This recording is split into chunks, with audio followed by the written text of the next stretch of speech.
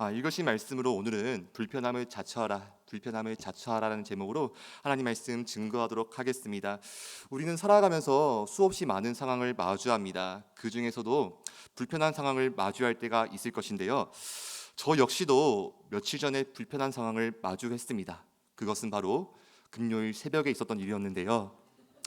특별 새벽 기도회 때 제가 설교를 하면서 우리 중고등부 아이들과 평소에 어떻게 설교를 하는지를 좀 보여드리기 위해서, 또 우리 아이들에게 말씀을 전해야 되니 제가 잠깐 재롱을 떠는 시간이 있었습니다.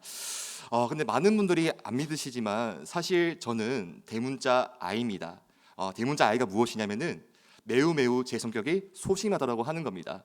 사실 이 자리에 서는 것 자체가 저에게는 굉장히 부담스러운 일입니다. 하지만 그럼에도 불구하고 제가 우리 아이들을, 또 철저히 저는 고객 중심이기 때문에 우리 아이들에게 말씀을 잘 전하려면은 어떻게든 제가 강대가 되어야 되고 주님의 말씀을 잘 증거할 수가 있어야 됩니다. 그런데 그 자리에는 이제 우리 학부모님들도 계시고 또 우리 장년분들도 계시니 제가 참 부끄러웠습니다. 부끄럽지만 그럼에도 불구하고 우리 아이들에게 말씀을 전하고자 하는 그런 마음을 가지고 제가 그 불편한 상황을 감수해야 됐습니다. 우리는 때로는 주님을 위해서 이렇게 불편함을 감수해야 될 때가 있습니다. 주님을 위해서 내가 손해를 봐야 될 때가 있고, 하나님 나라를 위해서 내 체면을 깎아야 될 때가 있고, 복음을 위해서 내 눈물을 흘려야 될 때가 있습니다. 그것이 신자로서 우리에게 피할 수 없는 숙명과도 같습니다. 오늘 본문도 이러한 사실을 확증합니다. 오늘 우리가 읽었던 이 히브리서 말씀은 유대 그리스도인들에게 쓴 편지입니다. 특별히 유대교의 몸을 담고 있다가 회심하여서 그리스도인이 된 유대인들은 엄청난 핍박과 환난을 당하고 있었습니다. 그래서 그들의 믿음은 흔들릴 수밖에 없었고, 그리고 그 믿음에 흔들리는 것을 방지하기 위해서 익명의 저자로 여겨지는 사람이 그들의 믿음을 굳건하게 하기 위해서 붓을 들어 편지를 썼으니 그것이 바로 오늘 우리가 읽었던 히브리서의 말씀입니다. 이 히브리서의 말씀에서 저자는 우리가 믿는 주님이 어떠한 분이시고 우리가 무엇을 붙들어야 되는지를 우리에게 설명하고 있습니다. 특별히 히브리서 기자는 오늘 말씀을 마무리 지으면서 신자에게 다음과 같은 권면을 주고 있는데요. 우리 13절의 말씀을 우리 같이 읽어보도록 하겠습니다. 읽어보겠습니다. 시작.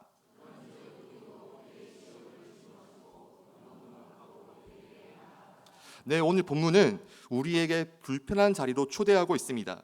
왜냐하면 본문은 우리에게 편하게 하라고 하지 않고 그의 지옥을 짊어지라고 말하고 있기 때문입니다. 다시 말해서 예수께서 우리를 위해서 당하신 수치와 고난을 우리도 똑같이 당해야 된다고 하는 겁니다. 또 영문 밖으로 그에게 나아가자라고 하는데, 이것은 안락한 집안이나 안전한 성문 안에 숨어 있지 말고 거칠고 척박한 불편한 곳인 영문 밖으로 나아가자고 합니다. 즉 편한 것만 찾지 말고 편의주의에 안주하지 말고 일부러 불편함을 자처하라고 하는 것이죠. 그럼 왜 히브리서 기자는 우리에게 불편한 자리로 초대할까요? 그냥 마음 편히 예수 믿으면 안 됩니까? 성경은 도대체 왜 우리에게 이런 불편함을 자처하라고 하는 것일까요? 이를 이해하기 위해서 먼저 13절에서 말씀하고 있는 영문밖이 어디인지를 정확히 알아야 합니다. 여러분, 우리가 레위기를 읽다 보면은 여러 제사 규정을 만나게 되죠. 우리를 좌절시키고 성경 일동의 꿈을 날려버리는 그거 말입니다. 그런데 레위기 4장 말씀에 보시면 속죄제에 대한 규례가 나옵니다. 속죄제는 우리가 죄를 지었을 때 그 죄를 용서받기 위해 드리는 제사입니다. 제사를 드리는 절차는 매우 복잡해 보이고 내용은 많아 보이지만 순서는 간단합니다.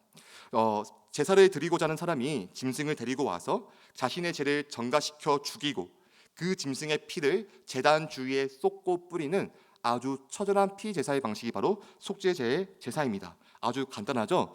자세한 거는 여러분들이 또 알고 싶으시면 매주 목요일 오전에 있는 성경 연구반 레기 클래스를 수강해 주시면 감사하겠습니다. 광고는 이렇게 하는 거죠.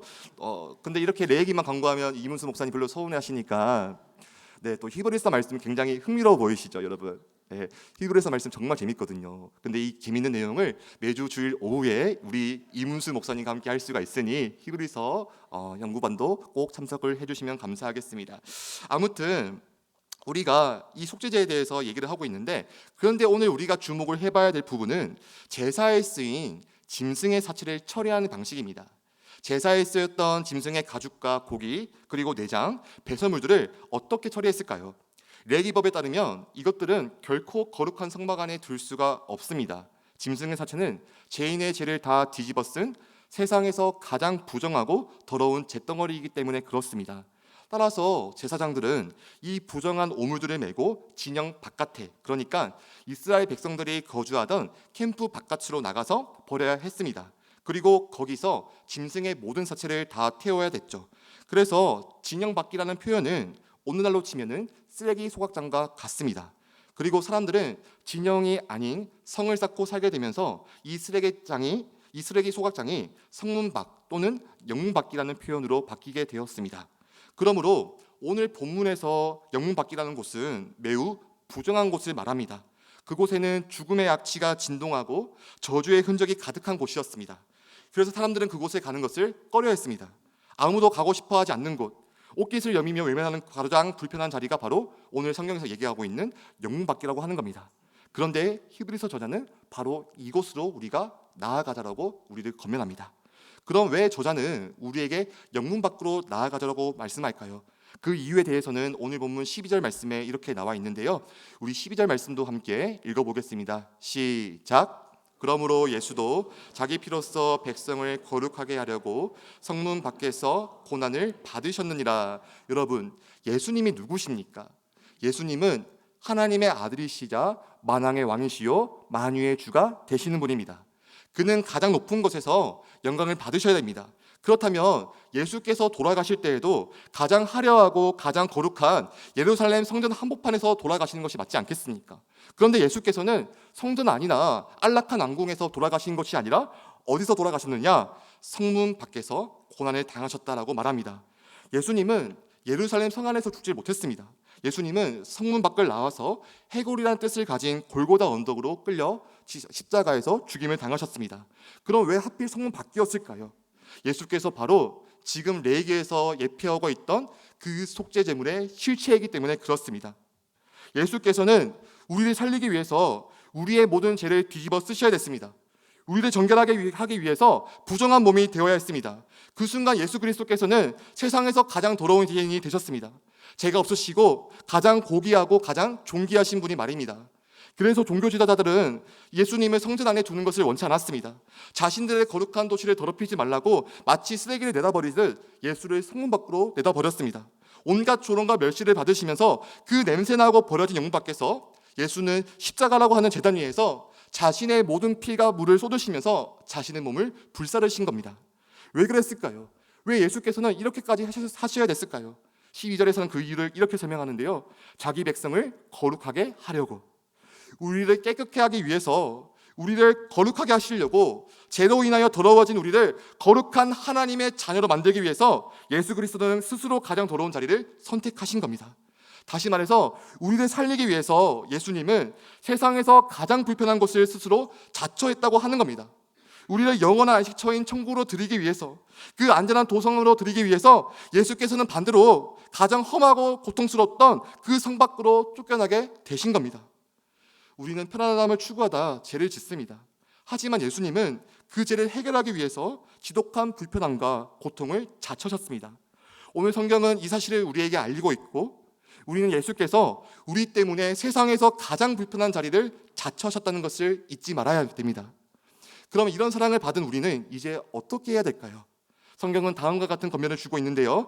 우리 마지막으로 13절의 말씀을 다시 한 번 더 읽어보도록 하겠습니다. 13절의 말씀입니다. 시작.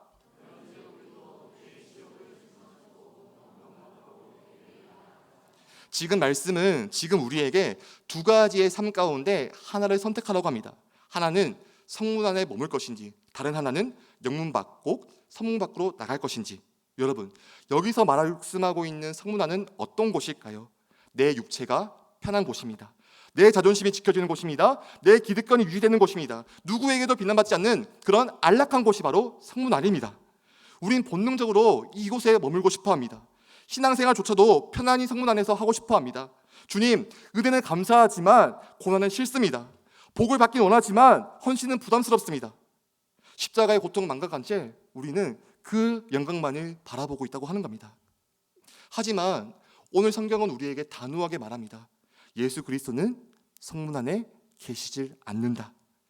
우리 주님은 안락한 종교적 울타리 안에 갇혀 계시지 않습니다.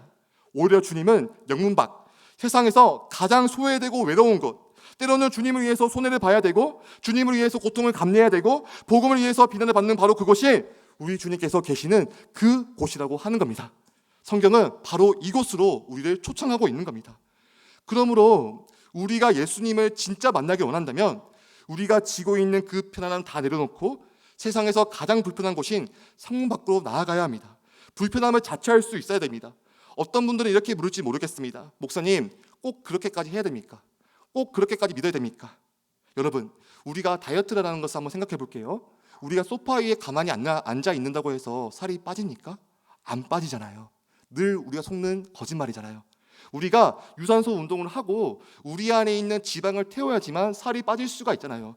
마찬가지로 우리의 신앙도 편안한 성문 안에만 머물러 있으면 성장은 없습니다.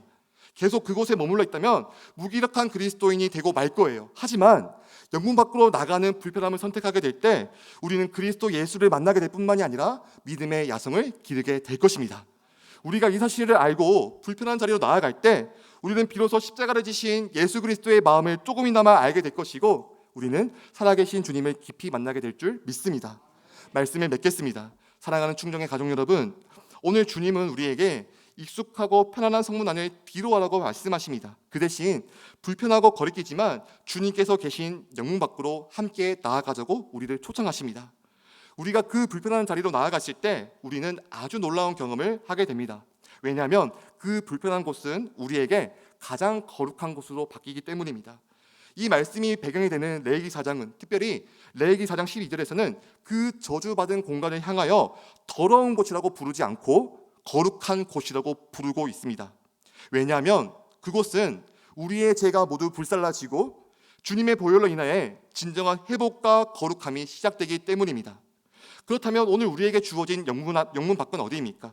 그것은 바로 주님의 몸된 교회를 세우기 위해서 내 시간과 물질 그리고 에너지를 내어드리는 헌신의 자리입니다.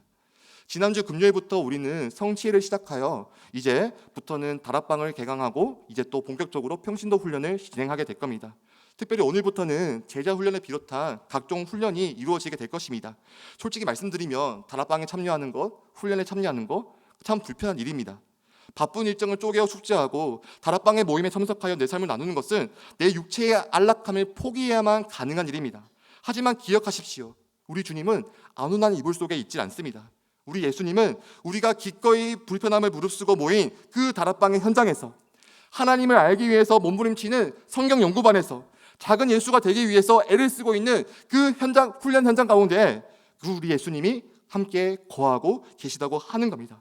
그리고 매주 눈에 보이진 않지만 이름도 없이 빛도 없이 우리의 헌신을 요구하는 자리 가운데 그곳에도 주님께서 함께하고 계십니다. 그렇다면 우리가 그 헌신의 자리로 나아가는 것이 마땅하지 않겠습니까? 무엇보다 우리 주님은 예배 자리 가운데 계십니다. 매주 예배에 모이는 것 사실 쉬운 일 아닙니다. 내 시간을 내야 되고 불편한 주차 자리를 감수해야 되고 피곤한 몸을 이끌고 예배 자리로 나아가는 것 그리 쉬운 일 아닙니다. 하지만 우리는 예배를 통해서 하나님을 만날 수가 있습니다. 예배 가운데 하나님의 말씀을 들을 수가 있습니다. 하나님은 말씀을 통해서 우리 지성에 말씀을 건네시고 말씀을 통해서 우리 가운데 거룩한 정서를 불러일으키시고 거룩한 성령의 역사로 말미암아 우리의 의지를 새롭게 하셔서 우리가 믿음의 삶을 살아갈 수 있도록 만들어주십니다. 그것이 바로 예배 가운데 일어나게 되는 겁니다. 그래서 우리는 예배를 간절히 사모하는 마음을 가지고 예배 자리로 나아가야 됩니다. 주일 예배뿐만이 아니라 매주 이루어지는 수요 예배와 금요 성체 가운데 우리가 목숨 걸고 나갈 수 있어야 됩니다. 왜냐하면 그곳에 주님이 서 계시고 그곳에 계신 주님이 저와 여러분을 부르고 계시기 때문입니다.